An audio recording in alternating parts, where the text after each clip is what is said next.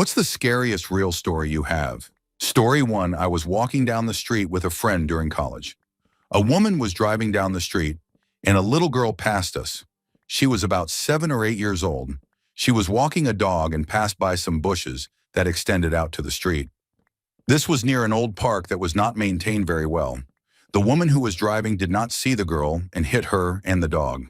They were thrown in 2 different directions. From the way they landed, it was obvious they had died.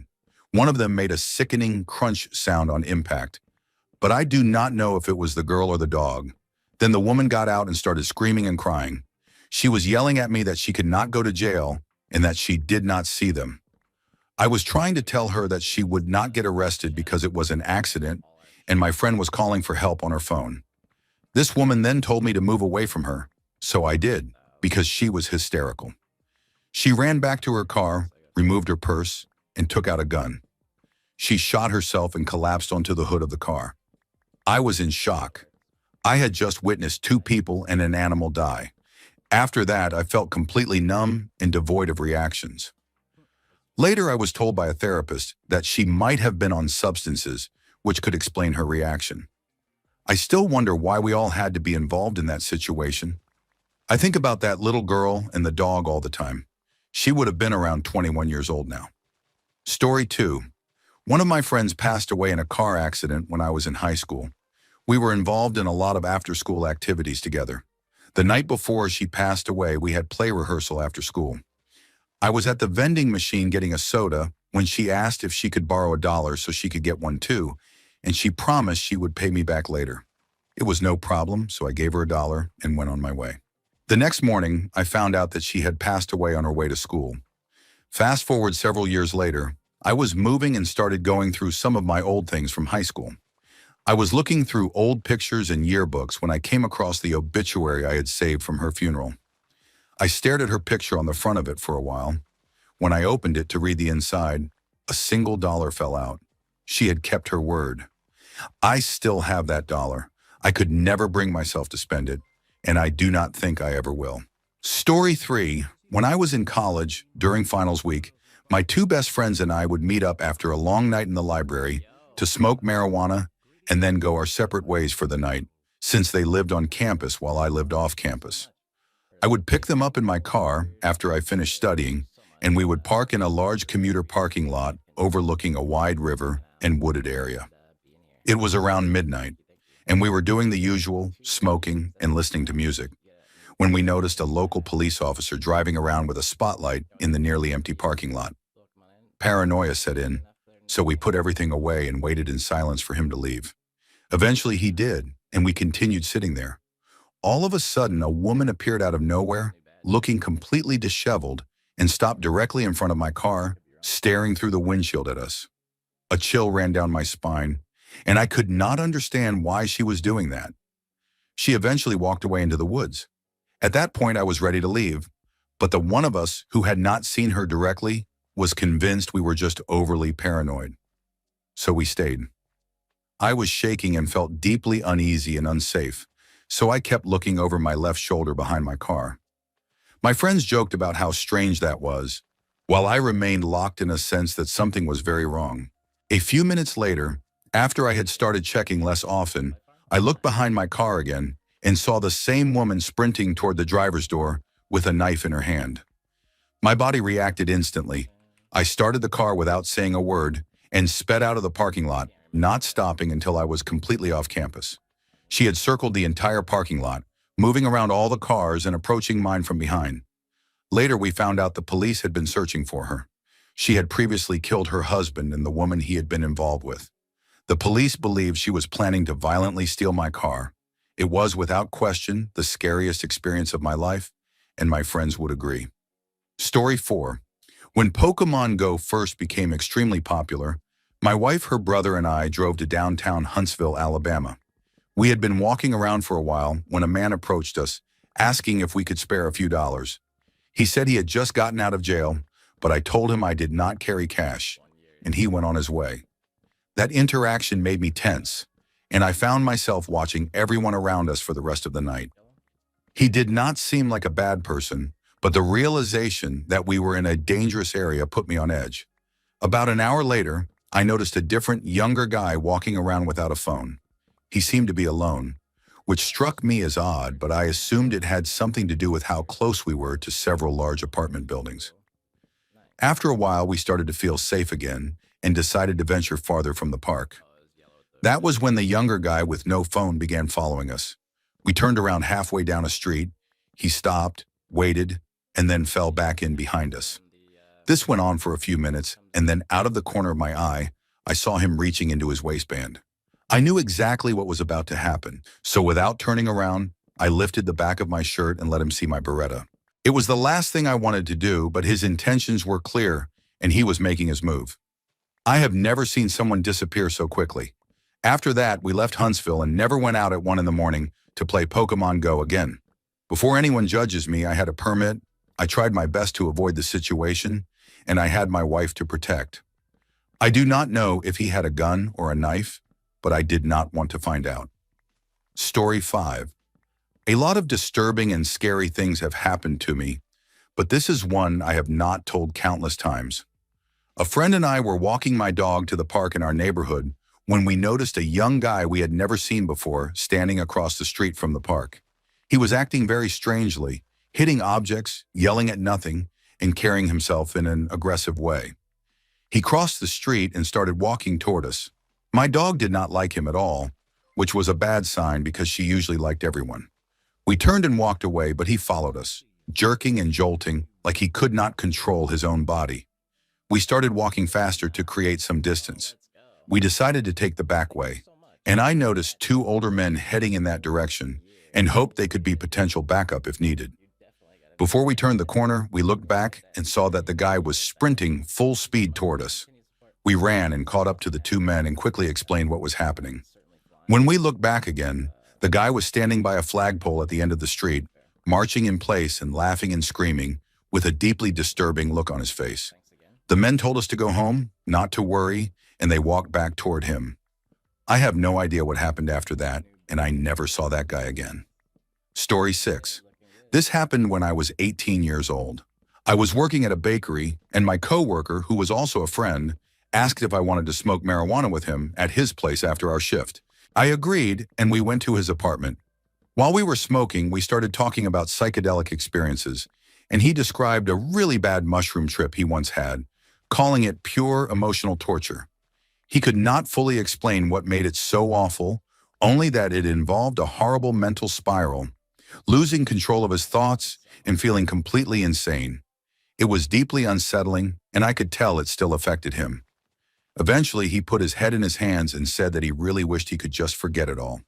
There was an awkward pause, probably because he felt exposed after saying that. Then, without warning, he grabbed his stomach, winced in pain, and ran toward the bathroom. I heard his footsteps racing down the hall, followed by an incredibly loud crash. I ran after him and found his body lying face down on the floor, completely straight, his arms at his sides, stiff like a board. Blood was dripping into the bathtub, and I realized he must have smashed his face on it. I sat him up and tried to clean him as his nose and mouth poured blood all over his shirt. I asked him what had happened, but he was extremely disoriented and confused. It quickly became clear that he had short-term memory loss, and about every 30 seconds, he would forget everything. He remembered basic things like his name and what city we were in, but he could not remember who I was, where we worked, or what we had been doing before the incident. Even when I explained it to him, he would forget again within less than a minute, forcing me to repeat everything. After about 10 minutes, he suddenly vomited all over his bed.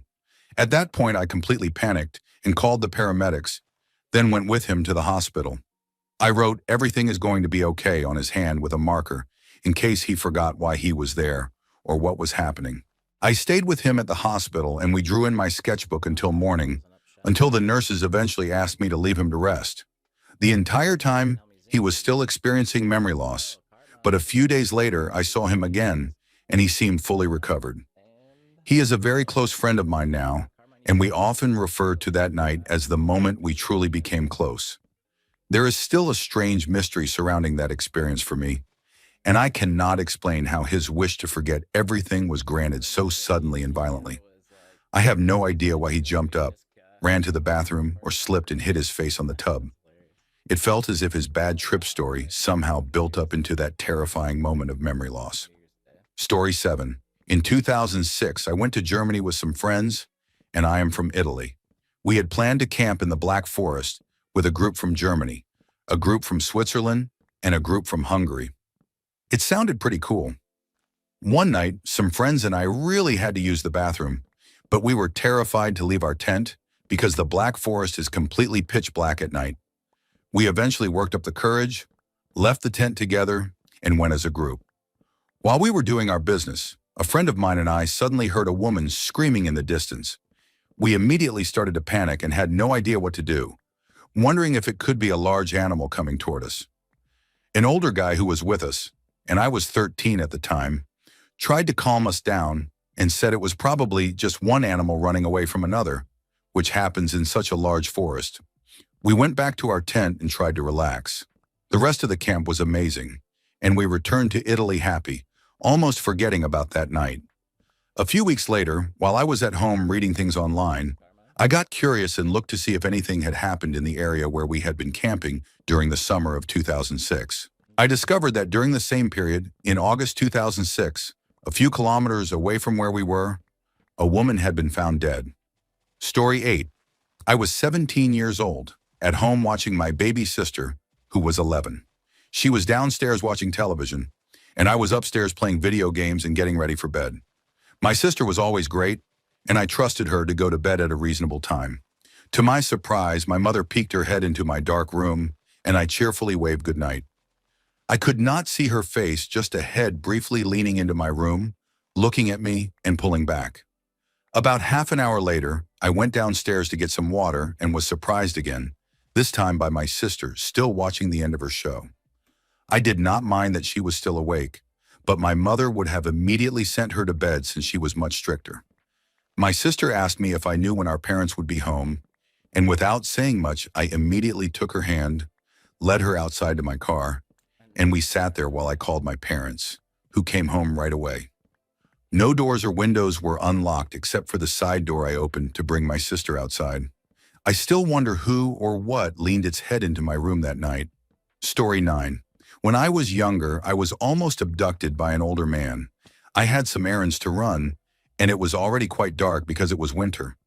While I was walking, the man stopped me and started talking to me. He accused me of doing something I had not done, and then tried to grab my hand and pull me away from the street. I told him firmly to leave me alone, and managed to break free from his grip. I then noticed some people walking nearby and shouted toward them. He got the message and backed off, and I never saw him again. I was probably very close to disappearing forever too. At the time, it did not feel that scary, but looking back on it now, it is unsettling how easily someone can vanish. Another experience was much milder. A friend and I tried to contact spirits in my basement. While he was preparing what he called a ritual with a needle, candles, and a makeshift spirit board, I was holding his phone to use as a light. Suddenly, out of nowhere, his phone died, and we were left in complete darkness. We had not even started yet. Apparently, the battery just drained with no warning, because when he charged it later, it worked fine. Ever since then, I joke that it is best not to mess with spirits because they might drain your battery. Story 10. I hear a sound in my late grandfather's house that no one else seems to notice. Every time I have slept there, it has woken me up at least twice during the night. I usually try to explain it away as the central air conditioning making a strange noise. One night, I stayed up late in the living room, and the sound was even louder, clearly coming from the dining room. It startled me so badly that I jumped out of my seat. It is so loud that it constantly wakes me up. The best way I can describe it is like a very large paperback book falling off a table onto the floor and briefly bouncing. The first few times I heard it, I was half asleep and blamed it on my cat, even though my cat does not live in that house. I had stayed there many times before and never heard this sound until after he died. I know where he passed away, and it is not exactly where the sound comes from, which oddly gives me some comfort. The noise always comes from the dining room, and it is extremely loud.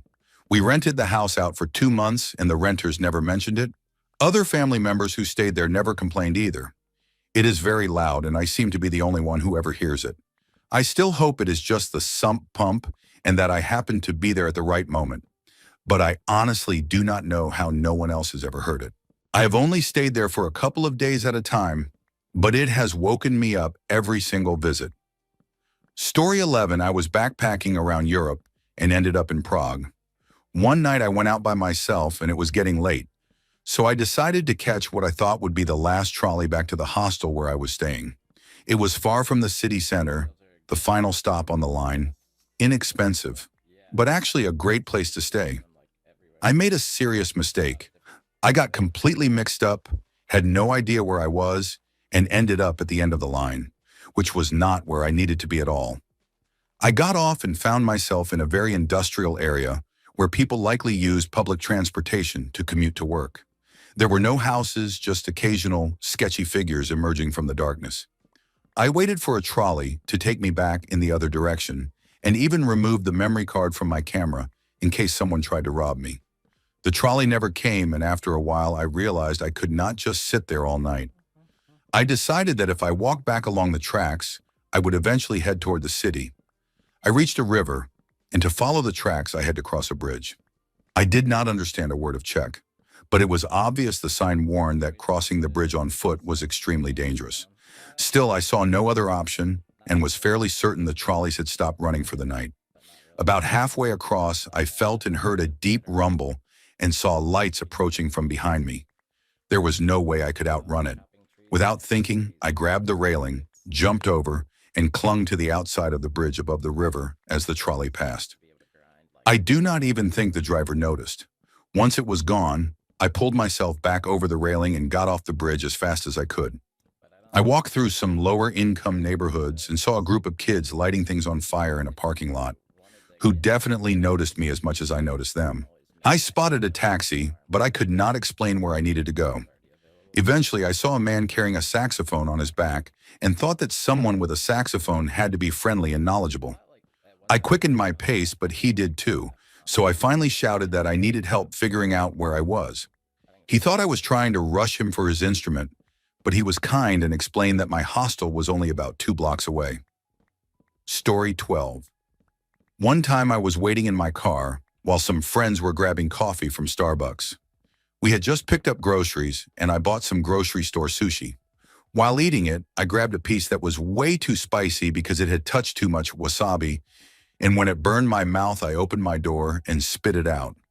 I sat back up, closed my door, and noticed a man who looked Asian approaching my car from the opposite rear side. He came over and knocked on the passenger window, signaling for me to talk or roll down the window. At first, I assumed he was checking on me because it probably looked like I had just thrown up out of my car. He did not say anything, just kept knocking and waving for me to talk to him. I shook my head no and tried to wave him away, but I had an immediate gut feeling of uneasiness and distrust. He then walked around and tried to open my door.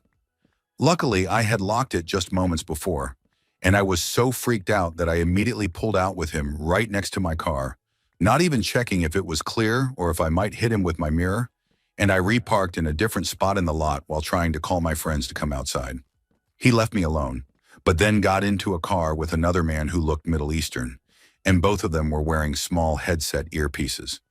My instinct told me it felt like a trafficking or kidnapping situation, and it really shook me. A few minutes later, my friends came out, and as we were driving home, we ended up stopped next to the same car in a turning lane. My male friends, being protective, tried to confront them through the window to see what was going on, but the men completely ignored us. As soon as the light turned green, they sped off at around 60 miles an hour onto a different freeway. I called the police and reported their license plate.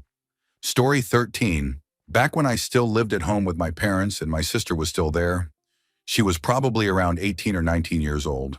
I liked to sleep in, and my bedroom was in the basement, so it did not get much natural light. One morning, I was jolted awake by what sounded like someone yelling my name. I checked the time, saw it was around 10, and figured it was time to get up anyway.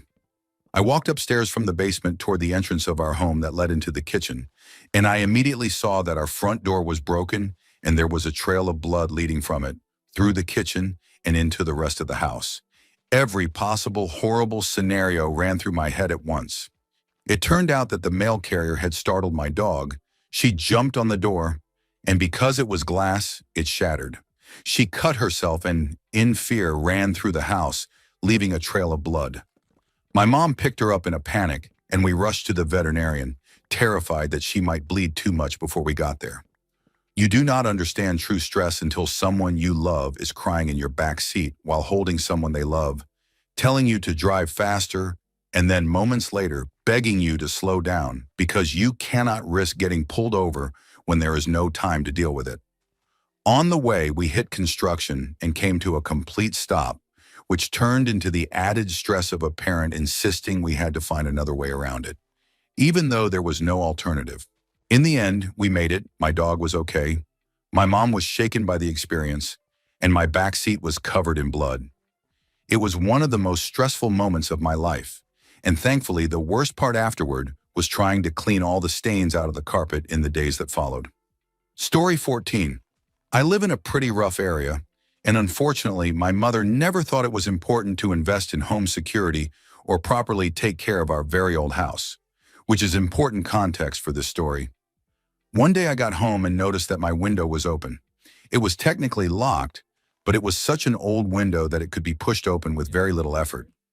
Since it was summer, I initially thought maybe my mom had opened it, but that was not the case. I started looking around my room and thankfully saw that my laptop was still sitting on my bed, my television was there, and my PlayStation 3 was untouched. Then I noticed that my drawers had clearly been rummaged through, and what was missing were all of my undergarments, including bras, underwear, and lingerie. I completely panicked. It was terrifying that nothing else of real value was taken, only those items. I was so shaken that I spent the night at a friend's house. About a year later, I met a guy online through OkCupid, and he came to my house to pick me up, with my car parked outside the entire time. I spent most of the day with him, and when I got home later, the exact same thing had happened again. I was devastated and called the police. I specifically mentioned that my car had been outside because it felt especially disturbing and bold for someone to break in knowing I lived there, which made me think they either wanted me to be home or knew I was not, meaning they could have been watching me leave. The police came and made a report, but they never caught whoever did it. Knowing that someone was disturbed and obsessed enough to break in and steal those items, and that they did it twice, still gives me chills. I know it sounds unbelievable, but I even made a post about it on Facebook at the time, and I still have messages from people who reached out to me after it happened. Story 15. My dad was deep in the logging woods around 5:30 in the morning when he noticed a man on the side of the trail, leaning against a tree with a bottle of rye whiskey resting between his legs. From the way my dad always told the story, the man looked like an older black man wearing overalls, and at first glance he just seemed asleep. Since this was miles into the woods, my dad decided to check on him. He started by saying, "Hey, mister," but there was no response. He leaned down and shook the man's shoulder. Still nothing. When that did not work, he went to slap the man's face, and the moment his hand touched him, my dad said all the blood drained from his own face and he nearly passed out. The man's skin was ice cold and had a strange, waxy feel to it. He was very much dead, and my father was completely alone with him, deep in fog-covered woods. The worst part was trying to get the police out there. This was in the 1970s, so there was no way to just make a phone call. He had to drive out of the woods into a predominantly black area in the southern United States, alone early in the morning, as a white man in a truck full of chainsaws. He knocked on house after house, but no one wanted to open the door for a stranger like that at 6 in the morning. He always joked that most people probably looked out the window and decided not today. Eventually, a very skeptical family cracked the door open, and he begged to use the phone to call the police. The mother would not let him inside, but handed the phone to him through the doorway and asked what number he wanted to dial. He said 911. The police eventually arrived, interviewed him, and determined the man had wandered into the woods while drunk and died from exposure. There were no signs of foul play, no marks on him, just a man leaned against a tree with a bottle of rye. It might not sound terrifying to everyone, but knowing it really was a dead man and not nothing at all makes it one of the scariest stories I know. Story 16. This is one of the scariest experiences of my life, and it left me paralyzed with fear for the next 2 months. This happened about 11 years ago, when I was around 12 years old. We lived in an apartment building in a small city called Sakaka in Saudi Arabia. Every afternoon around 2, my dad would pick my mom, who was a teacher, and me up from school, and afterward I would usually go buy bread, called kabus, from a nearby store. During summer, the heat at that hour could reach around 50 degrees Celsius, so the streets were usually deserted except for the occasional car. That day I bought the bread and was walking back when I noticed a small red Jeep parked near the entrance of our building. I did not think much of it and went inside, heading for the stairs since all the apartments were on the first floor. In the lobby, there was a large Arab man, probably in his late 20s, wearing a white vest and pants, checking the electrical board. He was heavy-set, had short hair, a mustache, and smelled strongly of tobacco. I climbed a few steps when he noticed me and greeted me. I replied politely. He stepped closer and asked if I was Hindi, meaning an Indian expatriate, and I said yes. He then asked if I wanted money. I did not understand at first and told him I already had some. He repeated himself, saying he wanted to give me money, and then placed his hand over mine on the railing. That instant sent a surge of fear through me. I pulled my hand away, said no, and started moving quickly up the stairs. When I looked back, he was running after me, taking the steps 2 at a time. I tripped, fell, and screamed for my mother at the top of my lungs while scrambling up the last few steps.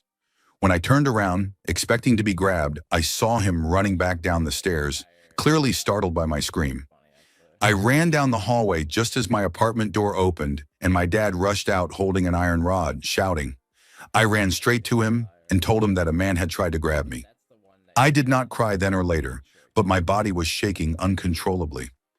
My dad took me downstairs to look for the car, and while we stood at the gate, my legs gave out, and I collapsed from shock. He carried me back upstairs. I refused to eat and went to bed, but woke up later drenched in sweat and terrified. I went to the kitchen, took a small knife, and kept it with me. I was afraid to leave the house for the next 2 months. I never explained exactly what the man wanted, but my parents understood it was serious. They stopped asking me to run errands and were gentle with me even when my school performance dropped. For a long time, I was constantly scanning for a small red Jeep and carried that knife, convinced I would use it if I ever saw him again. We eventually moved back to our home country years later. Life may be harder in some ways, but I have never felt that same kind of fear since, and I feel safer now than I ever did then. Story 17. I remember when I was very little, I was extremely close to my aunt. She was my aunt by marriage, my uncle's wife, and they lived downstairs from us in a 2-family house. She used to visit me all the time. One day I was sitting in the living room watching television while my mom, grandmother, and uncle were talking at the kitchen table. My uncle was crying, and when I asked why, they told me to leave the room. The only explanation I was given was that his pet bird was sick or something like that. Later, my aunt came upstairs like she always did. But instead of sitting with me and her daughter, she stood in the hallway and waved at me without ever coming into the living room. I thought she was playing a game, so I waved back and went back to watching my show. This happened more than once, and she never stepped fully into the room. Eventually, she stopped coming around altogether, and when I asked my mom about it, she told me that my aunt had moved away and separated from my uncle. Years later, around the holidays, I asked about her again and wondered why she never visited my cousin. I was around 12 at the time. My mom and grandma exchanged a look, and my grandma quietly left the room. My mom then told me that my aunt had taken her own life. She had done it when I was 5 years old. She drove out to the beach in the winter, knowing it would be empty, drank heavily, and overdosed on pills. Her car was found the next day. I told my mom that I used to see her standing in the hallway, waving and smiling at me, but my parents did not believe me. Story 18. During the last week of July last year, I went to Ocean City, Maryland with my boyfriend at the time. The first few nights were great, and I even got to see a longtime friend who lived there, who was with us the night everything happened. My boyfriend and my friend decided they wanted to get crab fries, but I was not interested because I do not like Old Bay seasoning on fries, so I chose to sit on a bench and wait. While I was sitting there, I noticed a family walking by, and behind them was their daughter. She looked extremely upset and was typing quickly on her phone like she was in the middle of an intense argument. She had short, bleached white hair and striking tattoos that really stood out to me. They were beautiful, and that is why I noticed her.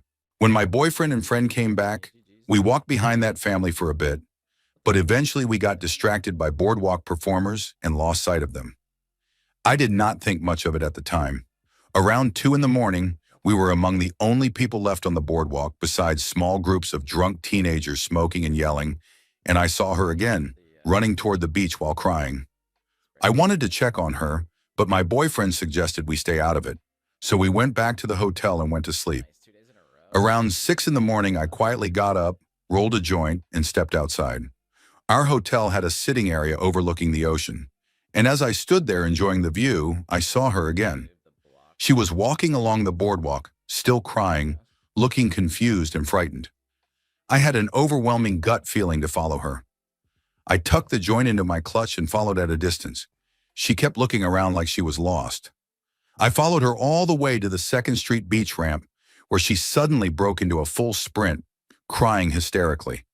I shouted after her, asking if she needed help, and ran onto the beach. Suddenly, no one was there. I could hear quiet sobbing to my right, and as I followed the sound down the beach, I saw an arm sticking out of the sand.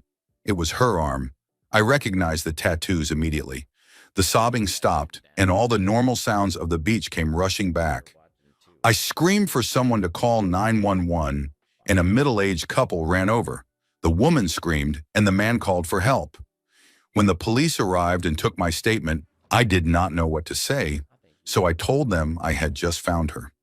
It took hours to dig her out, and when they finally did, they escorted witnesses away.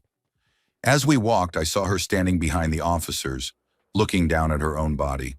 She looked up at me, nodded, and disappeared. At first, reports said she had been sitting in a hole that collapsed, but later it was suggested that sand cleaning equipment may have pushed sand into it. The part that still haunts me is that she had been missing since around 2 in the morning and had died shortly after.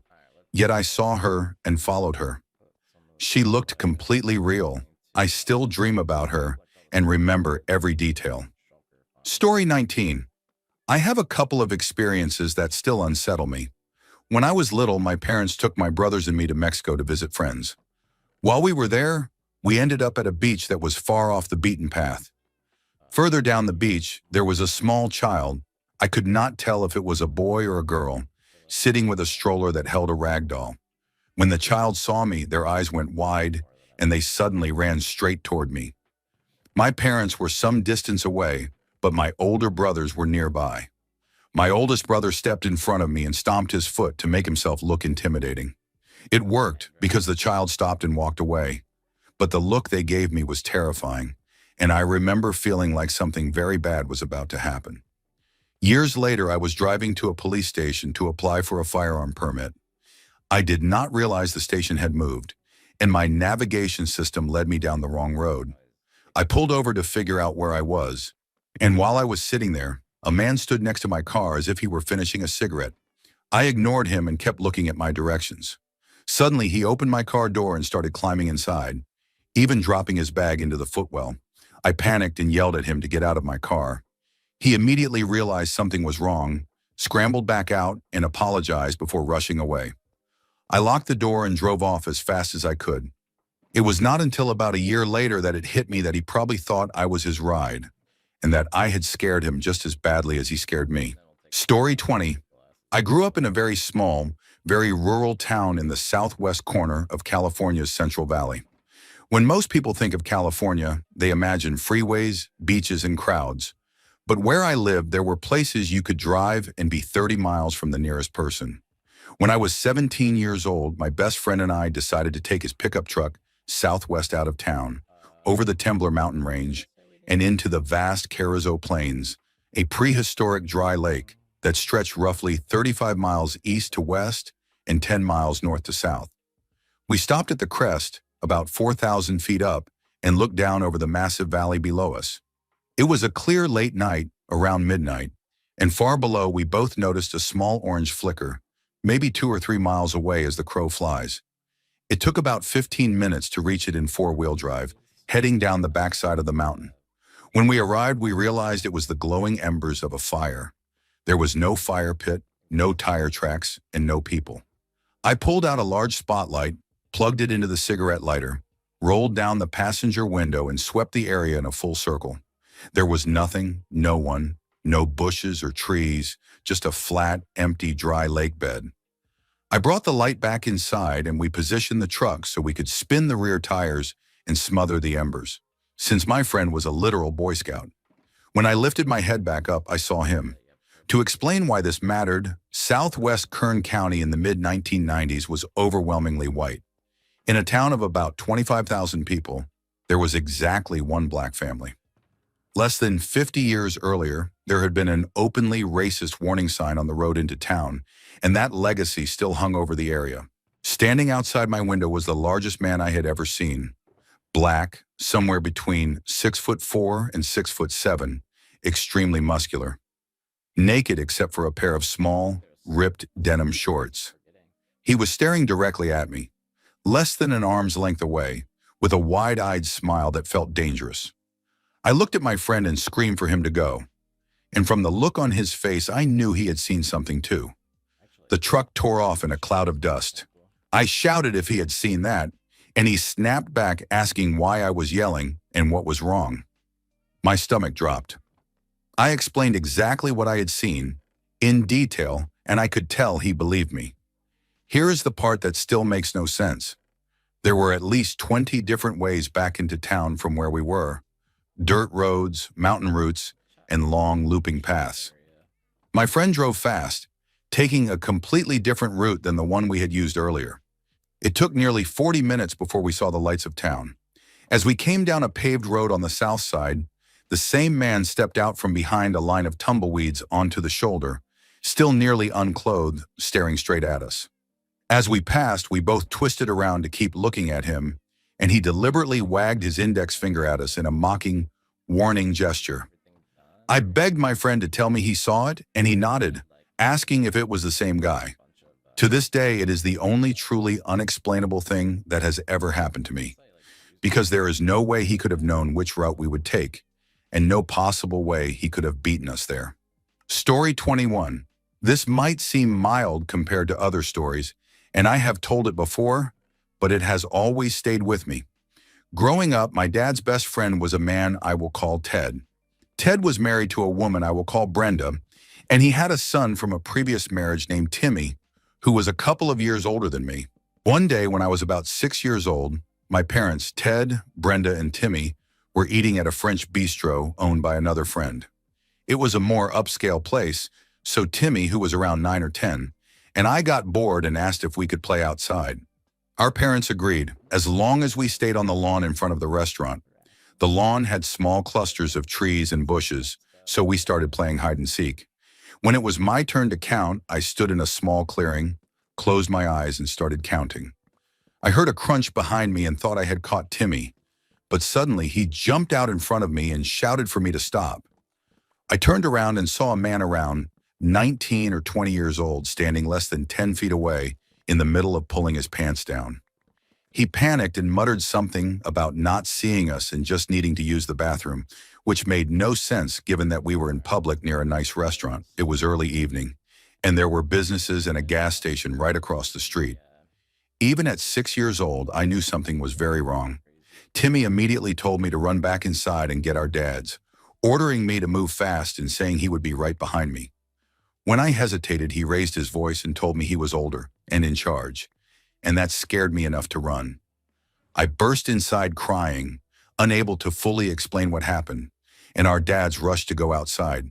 But Timmy came back moments later and told them the man had taken off running toward a wooded area across the street. The police were called but never found anyone, and even if they had, there was not much they could have charged him with.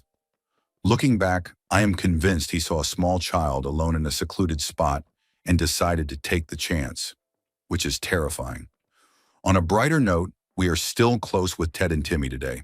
Timmy later joined the Marines and was not around much when I was growing up, but when I turned 21, the first bar I went to was one he knew well, so I invited him.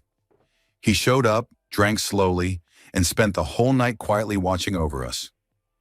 I am an only child, but he has always felt like a protective older brother. Story 22.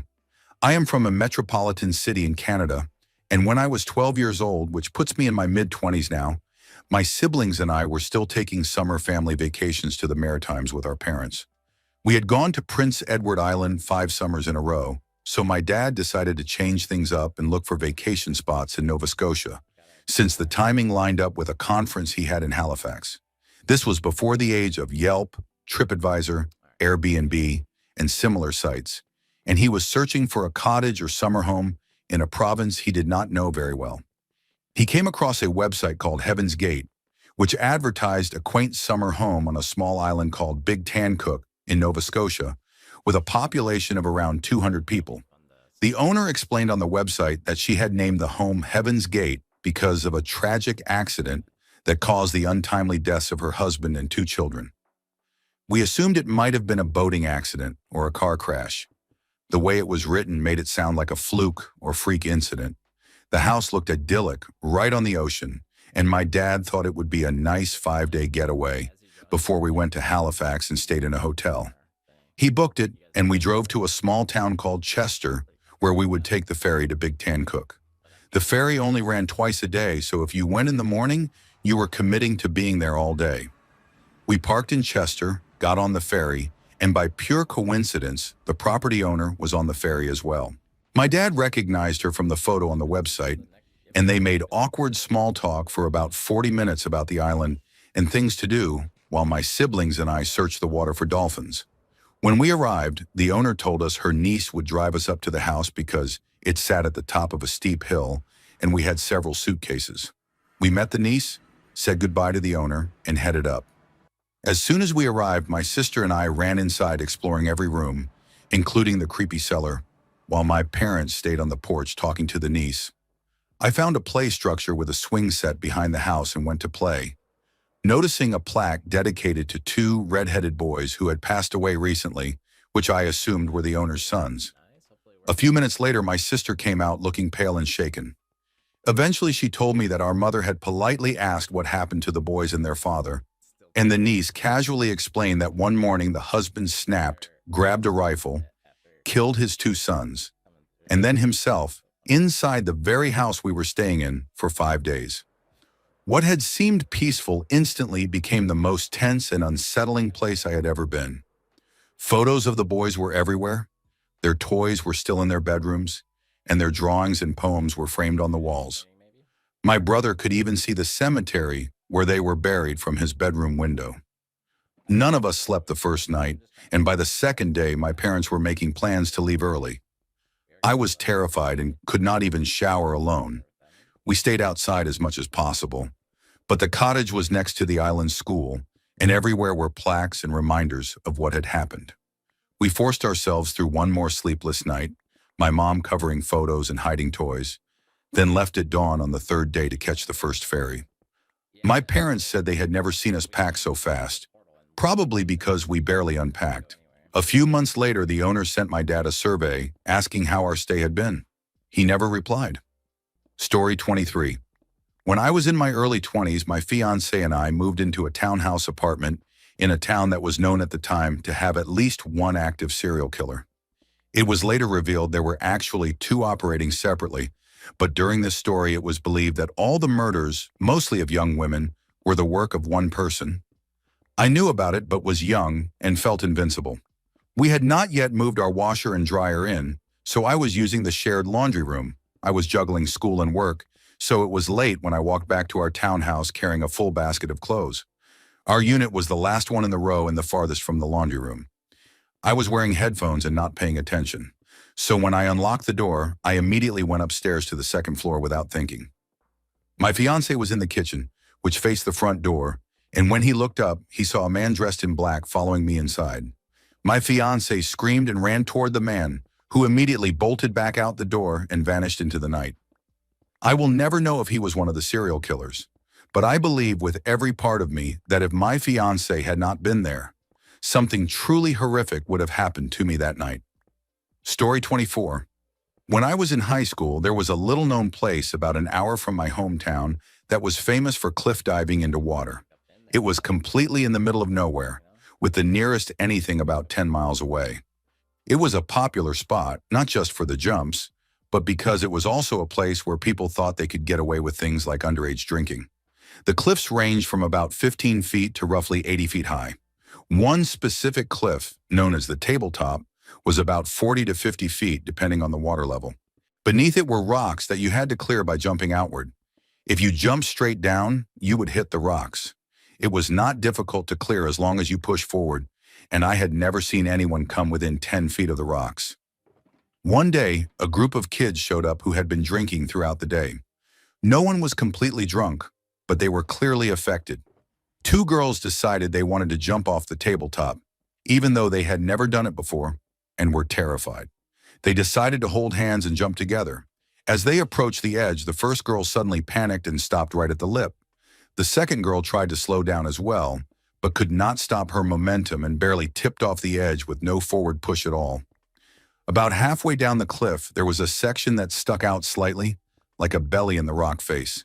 She hit it, which killed a lot of her downward momentum, but caused her body to flatten out instead of staying vertical. She struck the edge of the rocks and then rolled into the water. I watched the entire thing from another cliff about 30 feet away. Her body floated to the surface, surrounded by blood. Several people, including me, jumped into the water to help. Others reached her first and dragged her to shore. She had a large gash on the side of her head and cuts on her elbows and arms. She was unresponsive for about 90 seconds, though it felt like 10 minutes, and then suddenly she started coughing and crying. I had to run about half a mile to get enough phone service to call for an ambulance, which took 20 to 30 minutes to arrive because of how remote the area was.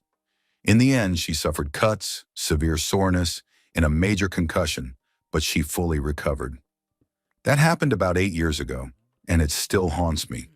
At the time, I was certain I had just watched someone die. I still have nightmares about it, and she was unbelievably lucky to survive. Story 25. This is probably not the scariest story here, but it happened very recently and still has me shaken. I was leaving my significant other's apartment around 11 at night. Residents leave their trash cans out in the hall overnight for maintenance to collect, so there were cans and loose trash lining the hallway like usual. As I walked past one, I did a double take because next to it was a small pile of odds and ends, including a large glass jar that immediately caught my eye as something useful. I assumed it had been put out for trash, picked it up, and entered the stairwell. Suddenly, the door slammed open behind me. A man in his 20s with very long brown hair started screaming at me, accusing me of stealing his property. For context, I am a 5'4" woman, and every warning signal in my body went off. I handed the jar back and apologized, explaining that I thought it was trash. He yelled that it came from his storage unit and screamed that what was wrong with the building? He was intensely angry and I was terrified. I ran down the stairwell, hearing him follow behind me, still shouting. I burst into the parking deck, ran a short distance, then realized he could easily see me, so I ducked behind a car and crouched down, hiding. I heard the door slam again and his voice still echoing as he shouted insults. I was crying and shaking, completely frozen.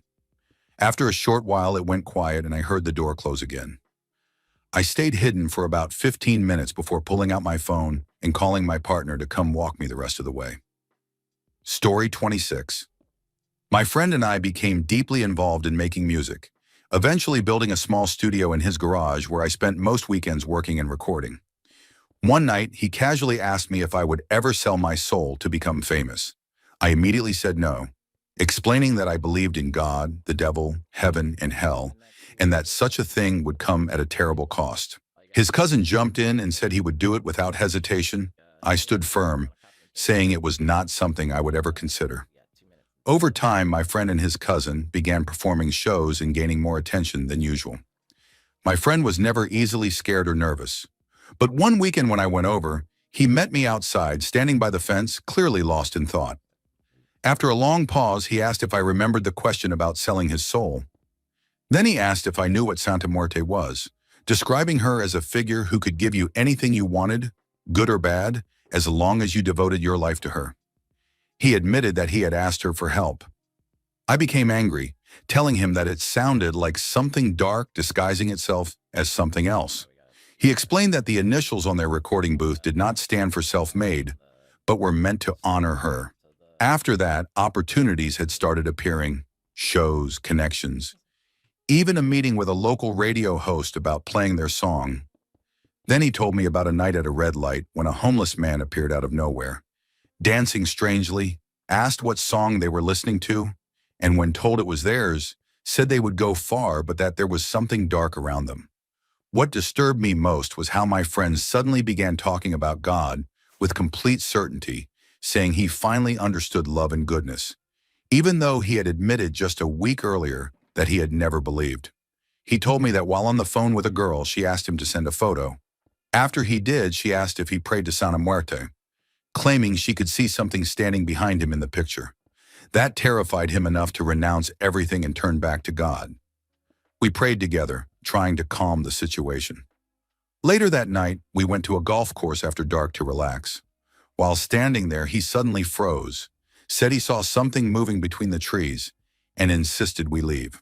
As we approached the fence, the sprinklers directly in front of us turned on in the shape of a cross, with no others activating, which convinced him something was trying to stop us. A couple of weeks later, we were in the studio when he was recording, and his cousin and I heard the door latch move.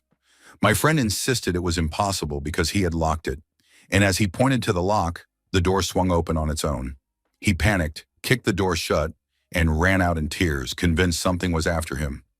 Later, he went to rehabilitation after a minor legal issue and told me that while there, another resident described seeing a tall, hooded figure standing over him while he slept. Today, he is married and stable, but he still feels that whatever followed him never truly left. Story 27. It was summer in the early 2000s, and I was around 10 to 12 years old when my friend who lived next door to me for most of my childhood told me she knew a cool place with lots of cats. Being an animal lover, I was excited. It was just a short walk down the main road we both lived on. The house itself looked normal, small, white, with black shingles, but I did not know the owners. I was a shy and cautious kid, and my mom had always told me that strangers did not have your best interests in mind. We met a woman who looked to be in her 50s or 60s, and she led us to an old shed behind her house. For context, my house was maybe 30 yards from the road. Hers was closer to 100 yards back, and the shed was another 30 yards beyond that. Even at that age, I felt uneasy. Something felt wrong. When she opened the shed, cats of all ages scattered everywhere. As a kid, I found it magical, and I relaxed a little. We played with the cats, though most of them were sick, with discharge from their eyes and noses. Clearly feral outdoor cats. There was even a dead kitten. The woman picked it up, held it out for us to see, said something like she liked that one, and then threw it into the trash. About 20 minutes later, I felt uneasy again and wanted to go home. I felt bad for the cats, but I wanted to leave. Suddenly, the woman's husband came out of the house. He was around the same age, clean-shaven, wearing a white shirt with black suspenders.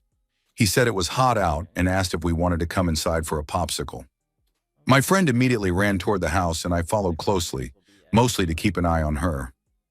She went inside, but I stopped in the doorway. He tried to lead us toward the basement, and every instinct in my body screamed that this was a bad idea. I grabbed my friend's arm to stop her. I told him that my mom was probably worried because we had not told her where we were going and that we should leave. I dragged my friend out. She was furious with me. I gave her a popsicle from our freezer at home and told my mom everything. She forbade us from ever going back. About 6 years later, we learned that the same man who tried to lead us into the basement had assaulted a young boy. I do not know what his intentions were with us, but I will never forget the feeling of looking down those basement stairs and knowing it was a trap. Story 28. I was 18 years old in the Navy and away from my parents for the first time. I often helped plan nights out, and we went out almost every night of the week. After a couple of months of heavy partying, I was exhausted, but went out anyway. We usually stayed together and went to the same bar, which had become our regular spot. That night, I had 3 drinks. By the second one, I got separated from my group. 2 men started hanging around me, and I began to feel fuzzy and disoriented. I tried to get back to my friends, but they blocked me and handed me another drink. The next thing I remember, I was in a car. They drove for a long time talking about partying. We arrived at a house with wooden floors and a fireplace. One of them was loud and aggressive, clearly in charge, while the other was quieter and seemed to look after me. He laid me down on a couch, which was the only furniture in the room. I think I fell asleep. I heard the louder one talking about getting me up and pushing substances, which I refused. Things became blurry again. Then I heard him telling the other to undress me and saying they were going to take advantage of me. The quieter one began undoing my pants. Through the haze, I shouted that I was on my period and asked if they were trying to assault me. The aggressive one became furious, yelling that we had wasted their time and money and ordered the other to get me out before he hurt me. Somehow I was walking, though I could barely feel my legs. The quiet one asked where I lived, and I told him the Navy base. When he realized I was military, his demeanor changed completely. He apologized repeatedly and drove me back to the base, where we were waved through security. He begged me not to say anything and then left. I survived. I told my friends what happened, tore into them for leaving me alone, and never went out with them again. After that, I stayed sober and watched out for other women. I later ran into those two men again and made it clear they were not welcome near me. Looking back, I believe they were separating women from their friends and substancing them. I often wonder why I did not report it immediately, but I was young, scared, and confused. I survived by thinking quickly and lying, and I will never forget that night. Story 29. I was walking my dog around a lake near my home. The lake runs alongside a golf course, with a path looping all the way around it. It is beautiful in the summer, full of trees and usually very peaceful. I was walking with my dog, who I will call T, when he suddenly stopped dead and stared into the trees. T is the friendliest dog imaginable and loves everyone, but I have seen him react very differently around people who later turned out to be dangerous and around places that felt wrong. He also reacts strongly to a photograph in my house of a family friend who passed away, staring at it and whining or wagging his tail as if interacting with it. This time, as he stared into the trees, I felt an overwhelming urge to leave immediately. I picked him up, even though he weighs close to 20 kilograms, and started jogging away. The entire time he looked over my shoulder, growling, baring his teeth, and snapping, trying to appear as threatening as possible. Once we reached an open area, I put him down, though he kept glancing behind us. Further along the path, near a river, I noticed a car submerged in the water. It was still smoking, with fuel leaking into the river, as if it had only just been dumped. I called the non-emergency police line to report it. While I was explaining my location, the operator asked if I was alone, and then told me to get to the nearest place with other people as quickly as possible. I grabbed T and ran toward the boathouse nearby, where there are usually people around. When I arrived, the operator told me that just minutes earlier, another call had come in from a woman walking her dog on the same path who had been attacked in the trees. My blood ran cold as I realized T had likely sensed what I could not see. If I had arrived only minutes earlier, it could have been me. That night, T got the best meal and more treats than ever. As gentle as he is, he knows exactly when to protect. Story 30. When I was around 11 or 12 years old, my parents sent me to a religious day camp, literally called Jesus Camp. We did typical camp activities like swimming, playing games, and group worship. The priest in charge of my age group was always around, swimming with us, playing games and showing us hidden places to avoid our parents. And at first he seemed like a cool, involved adult. One night he invited me to stay up late to play checkers with him, saying I needed one-on-one counseling about my faith. We stayed up until around 2 a.m. talking about life and religion, and at that age I was just excited to be awake, not alarmed. As the camp went on, I began to feel uneasy about him. He started pushing boundaries, encouraging fear-based teachings and extreme devotion, talking about sin, repentance, and obedience. He told us that he refused to bless his own father on his deathbed because his father would not renounce being Lutheran and convert to Catholicism. On the second to last day of camp, he gave a lesson about the rapture, explaining that Jesus could return at any moment to claim souls for heaven. He asked us to meditate on our sins in total silence, then suddenly asked which of us would be ready if Jesus entered the room right then, telling those who were ready to stand. A heavy, sick feeling pinned me to my seat.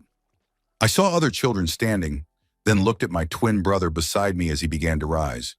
I grabbed his hand, stared him in the eyes, shook my head, and mouthed no.